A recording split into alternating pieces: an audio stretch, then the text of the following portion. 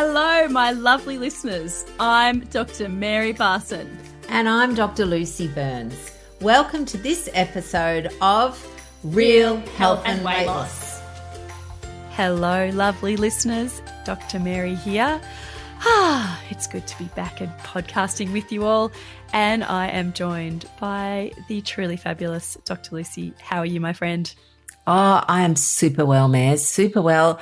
I am looking forward to some sunshine over summer because for those of us who are living in the Southern Hemisphere, particularly if you're in Melbourne or even probably the most of the East Coast, we have had a very, very long, wet spring and we're all desperate for a little bit of sunshine. Getting washed away, aren't we? Yes.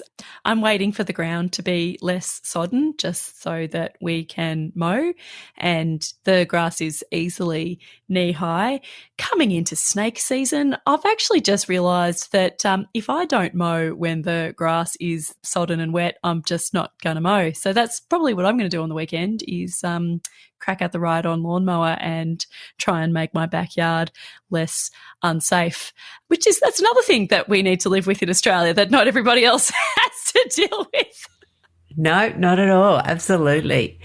And I think one of the things I love about coming into summer for people in the Southern Hemisphere is it's Christmas time. So, if you're in Australia, South America, South Africa, we all have Christmas when it's hot. Yes, we do. Christmas on a scorching summer's day, go to the beach. Now, it's interesting, and we're going to be talking about Christmas today and managing or navigating your way through Christmas because it is a time for a lot of people that can be difficult. We will tell you more about it at the end, but in case you drop off early, I just want to let you know that this topic is so popular for us that people are always asking. We had a masterclass on it last year and we're going to hold it again. And the date for the masterclass is November 28 Australian time, 7:30 Australian time. You can go to our website, which is rlmedicine.com/Christmas to sign up. You do need to sign up if you want to attend this masterclass. And even if you can't come live, we will send our registered participants the replay. You do not want to miss this. It is going to be game changing.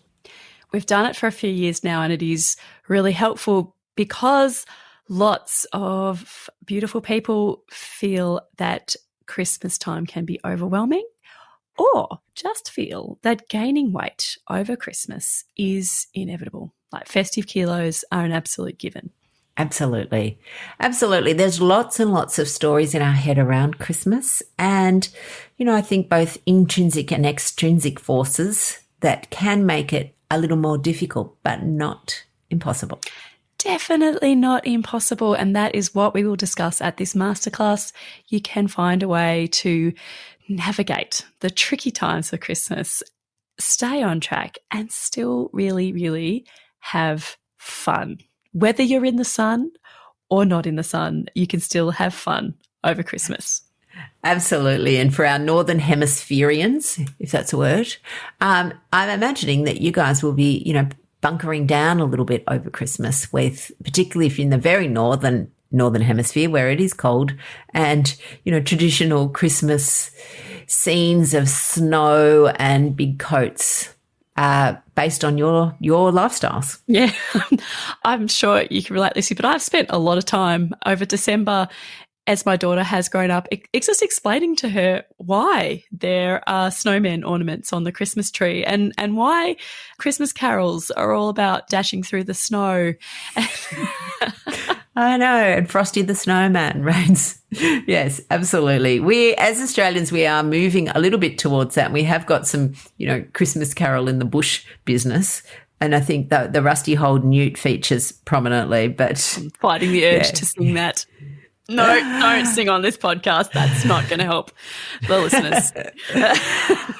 All right, lovely. So what we're going to chat about today is, again, a common issue we have around Christmas and some of the questions that we often get asked in our coaching calls. And one of them is, what am I going to do? How can I navigate Christmas? What do you recommend we should do? And I guess, our answer is always caveated with, you are the boss of you, so you get to decide. But here are a couple of scenarios that may help you with that decision. So, Maz, I would love to chat initially about some marketing mischief that happens around Christmas time and how, as shoppers, we can get sucked into the messaging that some of these very big and very predatory companies are doing. Yes. Christmas, it's all about buy, buy, buy. With food in particular, the food industry will try and trick you into believing that you need to buy these Christmas items, that you need to consume certain Christmas items because they won't be around. They use a well-proven marketing tactic called scarcity. It's a psychological tactic where they will try and almost scare you into believing that you have to buy the chocolate wrapped Santas and you need to buy all of the candy canes and all of the Christmas foods because they won't be around. They're only here now. This hacks into a very powerful part of our psychology. And when we believe that items are scarce, we feel that they somehow seem more exclusive. We feel a bit afraid that we're going to miss out. They seem more valuable to us. And it causes within us a powerful urge to buy and consume. Absolutely. And again, lovelies, this isn't our fault. This is part of our really primitive, DNA responses to scarcity, because if we think back, there were times where there were food scarcity seasons. Traditional winter there was less food around, fruits weren't available. So our brain has mechanisms to help us navigate those. And, for sometimes it's about feasting when food is plentiful because we will be fasting when it's not. The difference being, of course, that we don't live in times like that anymore and food is plentiful all year round. There is no scarcity. No, there truly isn't. And it's really interesting because people will go, oh, yeah, but what about minced tarts? Honestly, you can actually buy minced tarts any time of the year on the internet. You can buy anything any time of the year. But they are more plentiful and obviously strategically placed around Christmas time. But what about candy canes, Dr. Lucy? Oh, you can buy them every time of the year too. But what about bottles of gin in the shape of Christmas trees? Again, you can buy them and in fact you can buy them probably cheaper after Christmas. So it's really interesting, this build up to this one day of the year that, has so many connotations wrapped up into it around bringing family together, around love, around sharing, around abundance, none of which is problematic in itself at all, but for which marketing hijack. They do. They hijack our emotions. What Cadbury they want you to buy their everyday, same old, sugary, not that amazing milk chocolate, but they will wrap it up in little elf wrappers or Santa wrappers. And that's what they want you to buy. But what they actually sell you is joy, connection, fun. They will very, very pointedly make all of their marketing to connect to your emotions. Absolutely. Absolutely. And this is why people, and again, companies, Christmas is joy, joy. It's such a word that is prominent in Christmas marketing. And of course, who doesn't want some joy? I mean, God, we're human. Of course we want joy. We love joy. But, they're not kind of marketing their product as, have a healthy dose of addiction with your 12 dozen Christmas Santas. That's right. It's so interesting when you recognize it's a bit like shortbread. Again, what are the foods that are most linked to Christmas? Okay. And shortbread would have to be up there and it's sometimes in the shape of stars. But honestly, you can buy shortbread any day of the week, any day, even at the supermarket. Like, it's there all the time. But we have no hankering. Well, not necessarily have a hankering for it during the year, but all of a sudden Christmas, I mean, we're all out there then. We're making shortbread. We're buying shortbread. We're gifting shortbread. Not because shortbread tastes amazing, but because of its association with Christmas. That's it. We are trying to buy joy, connection, these things that we really want. And you also need to be mindful of the scarcity story that we create for ourselves. So yes, big food companies will definitely try and get us to buy their processed or their foods or their unhelpful foods by invoking this scarcity mindset. Over Christmas, it's a short period of time, so you've got to get in now. But we can create our own scarcity stories in our head around Christmas foods. Oh, absolutely. And a common one, and again, you're the boss of you, so you get to decide what you want to do. But a common story that we see, particularly in sort of the January, February period, is when people have been on their plan, going well, and they've decided to go off their plan Christmas Day, celebration, and then Christmas Day turns into Christmas week, turns into Christmas month, and now they're back where they started feeling dejected. So tell us a bit about that, Maz. What are your thoughts? We've all got stories in our head about Christmas. Well, any of us who have grown up in a culture where we celebrate Christmas, we're all got those stories. They can be powerful and they're going to relate to food, and they're going to be all intermingled with love, with joy, with stress, with the negative sides of Christmas. It's all going to be pretty complicated. A nice little jumble of human emotions are going to be in all of us around Christmas time.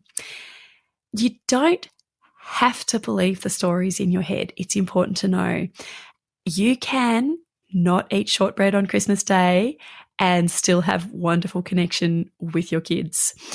You can also eat the shortbread on Christmas Day if you want to and share that experience with your kids.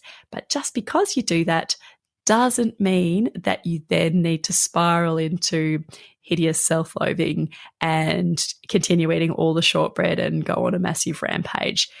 You don't have to believe that perfectionism all or nothing story in your head.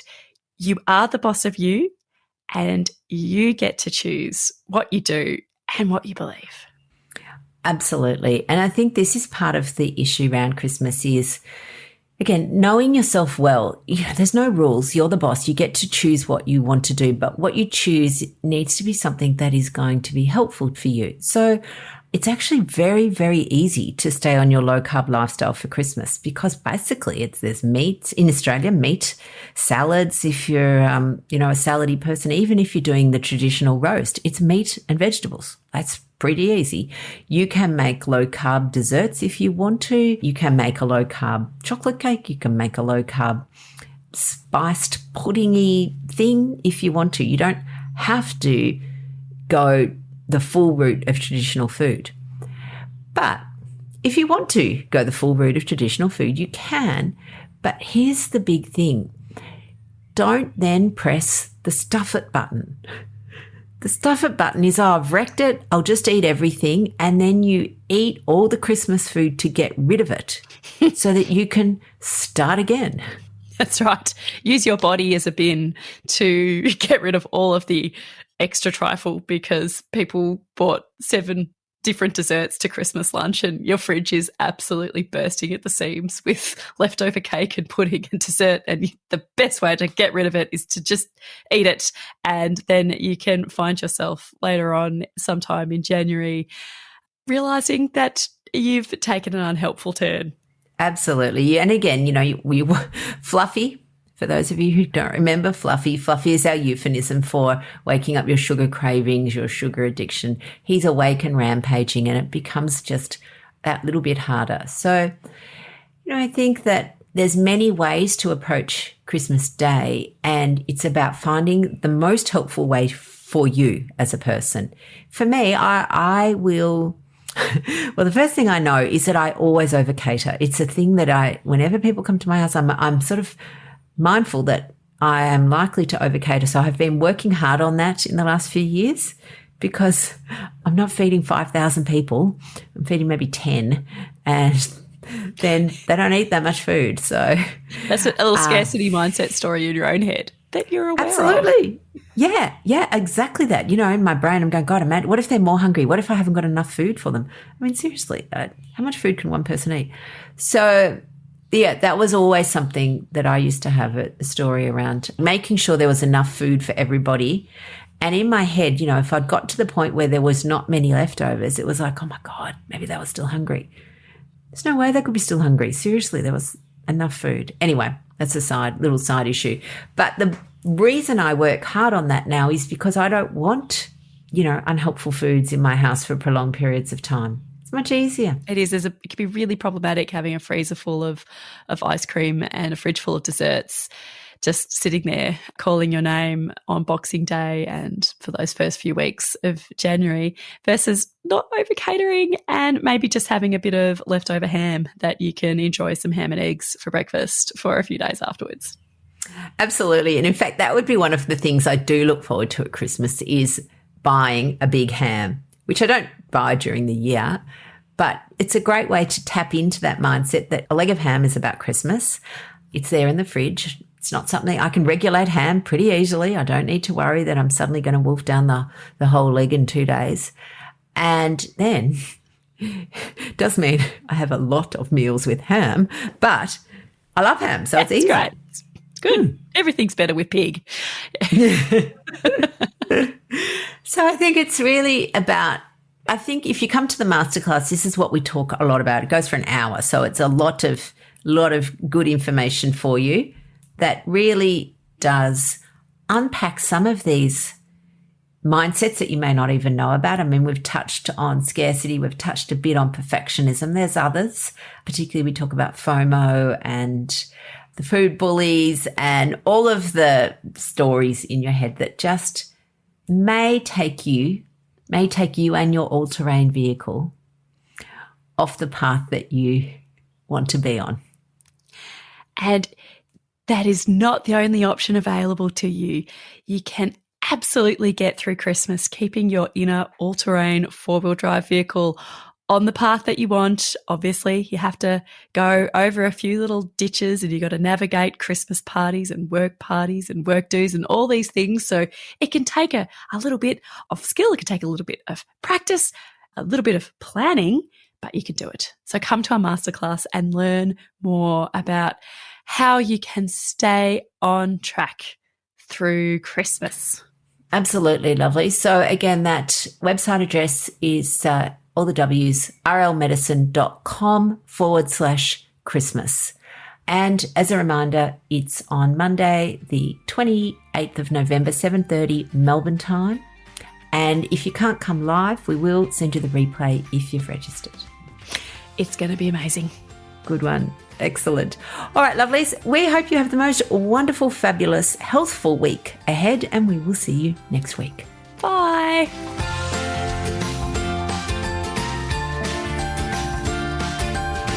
So, my lovely listeners, that ends this episode of Real Health and Weight Loss. I'm Dr. Lucy Burns. And I'm Dr. Mary Barson.